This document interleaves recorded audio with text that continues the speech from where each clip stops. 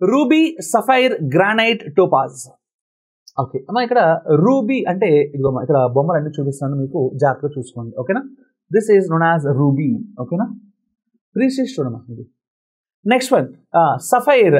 Sapphire అంటే ఇదిగోమ్మా, this is sapphire, blue one.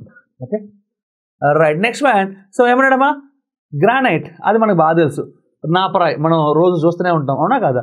Sapphire అంటే granite. Last but not least Topaz. ఇది ఈ 4 కూడా స్టోన్స్, అందులో డౌట్ ఏం లేదు. మరి 4 స్టోన్స్ అయినప్పుడు ఇందులో ఆడ్ వన్ ఎవరు అనేది మీకు డౌట్ వచ్చింది కదా. ఏం లేదమ్మా, ఇక్కడ ఆడ్ వన్ ఎలా ఉంటుంది అంటే వీళ్ళంతా ఎర్త్లో రేర్ మెటల్స్, రేర్ స్టోన్స్ అమ్మా ఈ ముగ్గురు. అందుకని వీటిని ప్రీసియస్ స్టోన్స్ అని చెప్తారమ్మా.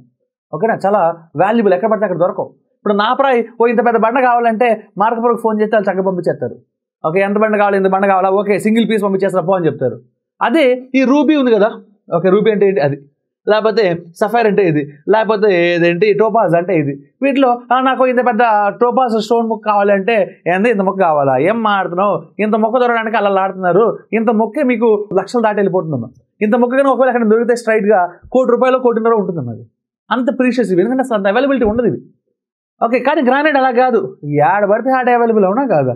సో కాబట్టి ఇవన్నీ ప్రీషియస్ స్టోన్స్ అయితే ఇది ప్రీషియస్ స్టోన్ కాదమ్మా. కాబట్టి వీళ్ళందరూ ప్రీషియస్ స్టోన్స్, వీడు కాదు. కాబట్టి ఆన్సర్ అన్నమా గ్రానైట్. దీనికి ఇంకో ఎక్స్ప్లెనేషన్ కూడా ఉంది, చాలామంది తెలియంది. ఈ రూబీ ఉంది కదా, మనకి గ్రహాలకు సంబంధించిన ఉంగరాలు పెట్టుకోవాలంటారు సరే, ఇది సన్ లేదా సూర్యుడి యొక్క రాయమ్మ. సఫైర్ అంటే ఈ బ్లూది సాటర్న్, శనిగ్రహం యొక్క చిహ్నంగా వాడే గుర్తమ్మ.